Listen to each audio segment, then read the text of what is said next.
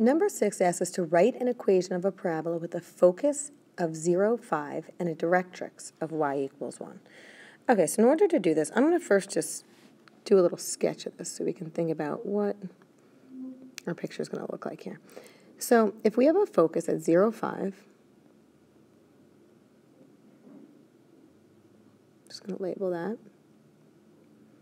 and a directrix at y equals 1, the parabola we know is going to be the set of points that's equidistant from the focus and the directrix. So our parabola is going to be, here's just a little sketch of it. Okay, so first thing we do is we just label any point on the parabola. I'm going to label this x, y. Now, since a parabola is the set of points that's equidistant from the focus and the directrix, let's first write an expression to represent the distance between the point xy and the directrix, y equals 1. Okay, well, we don't know the y value here, so we're just going to refer to it as y. And if we want to find the distance between this y value and this y value, just subtract them. So y minus 1. Okay, now we want to also find the distance between the point xy in the parabola and the focus. So we're going to have to use a distance formula to find this. So using the distance formula, it would be the square root of x minus 0 squared plus y minus 5 squared. Okay, so since the parabola is a set of points that's an equal distance from a directrix and the focus, we're going to take these two distances and set them equal to each other. Okay, so now what we have to do is we have to solve this equation for y. We need to get y by itself on one side of the equation. So let's just first bring down the y minus 1, and then since x minus 0 is just x, we could rewrite this as x squared, and then plus, well, y minus 5 squared, let me just do that off to the side, means y minus 5 times y minus 5. So if you double distribute, you would get y squared minus 5y minus 5y plus 25. So when you combine your like terms, you end up with y squared minus 10y plus 25. So let me just go back and put that underneath the radical in place of the y minus 5 squared. All right, so now let's get rid of the square, the square root. To get rid of the square root, you just square both sides of the equation because a square root and a square cancel each other off. So on the right-hand side of the equation, we're just going to be left with x squared plus y squared minus 10y plus 25. Now on the left-hand side of the equation, again, when something is squared, it means there's two of them. So we could write that as y minus 1 times y minus 1. And we're just going to double distribute this out the same way we did with the y minus 5 times y minus 5 off to the side over here. So when you double distribute that out, y times y is y squared. And then negative 1y and negative 1y will combine to give us negative 2y. And then negative 1 times negative 1 is positive 1. And let me just bring down the right side of the equation. So since we want to get y by itself, we want to move all the y's to one side of the equation. I'm going to move them over to the left side.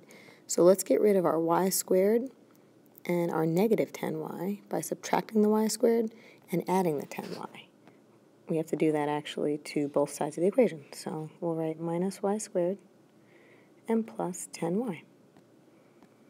All right, so those cancel, leaves us with positive 8y plus 1 equals x squared plus 25. All right, so at this point it should be pretty quick to get y by itself. We're just going to subtract 1 from both sides, leaving you with 8y equals x squared plus 24, and divide both sides of the equation by 8.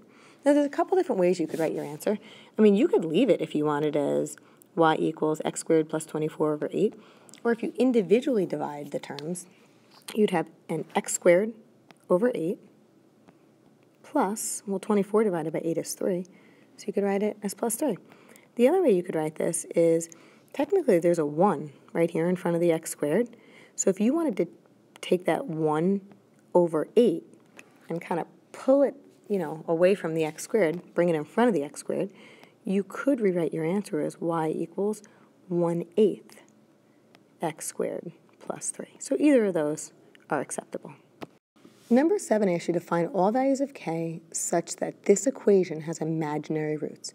Now, we know if the roots are imaginary, then the discriminant, which is b squared minus 4ac, has to be negative. So if it's negative, you would say it's less than 0. All right, so let's go back to this equation, and let's first get everything to one side of the equation. So if we brought the positive 2x to the left-hand side of the equation, it would become a negative 2x. And if we brought the negative k to the left-hand side of the equation, it would become a positive k, and that would leave us with nothing on the right. So here, when we look at this, our a is 5, our b is negative 2, and our c is k. So we're going to take these values, and we're just going to plug them right into our discriminant. So instead of b squared, we're going to have negative 2 squared, and then minus 4 times 5 times k. And bring down is less than 0. So this is what we're solving. So negative 2 squared is 4, so we have 4 minus 20k. I'm just multiplying the 4 and 5. And then let's just subtract 4 from both sides of the equation. And when we divide by negative 20, keep in mind when you divide by a negative, you have to flip the inequality symbol. So this less than symbol is now going to become greater than. And negative 4 divided by negative 20 simplifies to positive 1/5. So you're left with k is greater than 1/5. So all values of k greater than 1/5 would create imaginary roots. In this question, we're asked to find the roots of the equation, and we want to rewrite them in simplest a plus bi form. All right, so that lets us know right off the bat that we're going to have imaginary roots, and we're going to have to use the quadratic formula in order to solve this. So our equation is already set equal to 0, so we can jump right in to labeling our a, our b, and our c. Okay, now keep in mind, remember the quadratic formula is x equals negative b plus and minus the square root of b squared minus 4ac, and that entire thing is all over 2 times a. So when we plug in our numbers, we're going to get, well, negative 3 is positive 3 plus and minus the square root of negative 3 in parentheses squared. Remember, without the parentheses, you'll get a different value, minus 4 times 6, and that whole thing is going to be over 2 times 4. Okay, so now we want to figure out what we're left with under the radical, and we know we're going to have a negative because the directions said to write it in a plus bi form. So it tells us we're going to have an I, an imaginary unit.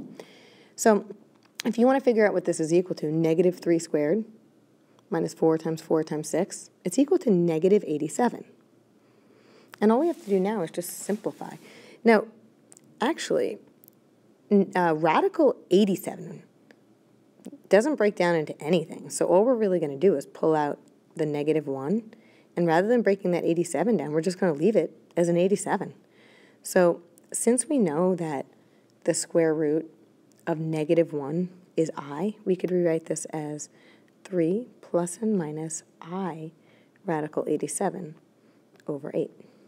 All right, now the directions said to write it in a plus bi form. So we want to break it up so we have a value that represents a and a value that represents b in front of the I.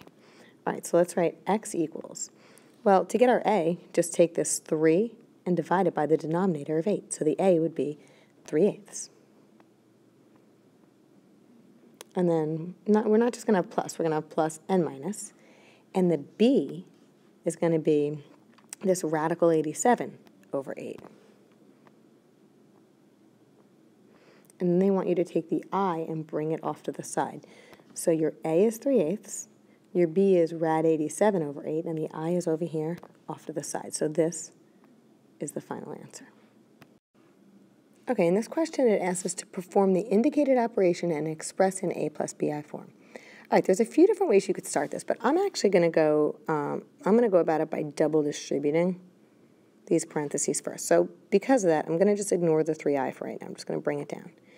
All right, so when I double distribute, 4 times 4 is 16. 4 times negative 5i is negative 20i. negative 5i times 4 is another negative 20i. And negative 5i times negative 5i is positive 25i squared. And then I might as well just distribute this negative while I'm at it to make it negative 8 minus I. Okay, so we know that this I squared right here, you never want to leave yourself with an exponent on the I. Since I squared is equal to negative 1, this term here is really 25 times negative 1, which is negative 25. Okay, so let me just bring everything else down. I have negative 3i, and then 16. Well, negative 20i and negative 20i combine to give me negative 40i. And then I'm just going to bring down my minus 8 minus I. All right, so you could either combine your like terms within the parentheses, the 16 and the minus 25, or you can, if you want, you can just distribute this into all terms. Doesn't matter which way you do it. All right, so I'm going to just distribute. So I get negative 48i plus 120i squared plus 75i, and I'm going to bring down my minus 8 minus I. All right, before we go any further, let's again, like we said before, we know that I squared is equal to negative 1. So this term is really positive 120 times negative 1, which would become a negative 120. So I'm just going to bring down my everything else. Negative 48i minus 120, and then I'll bring down the plus 75i, the minus 8, and the minus I. And from here, we can just combine our like terms.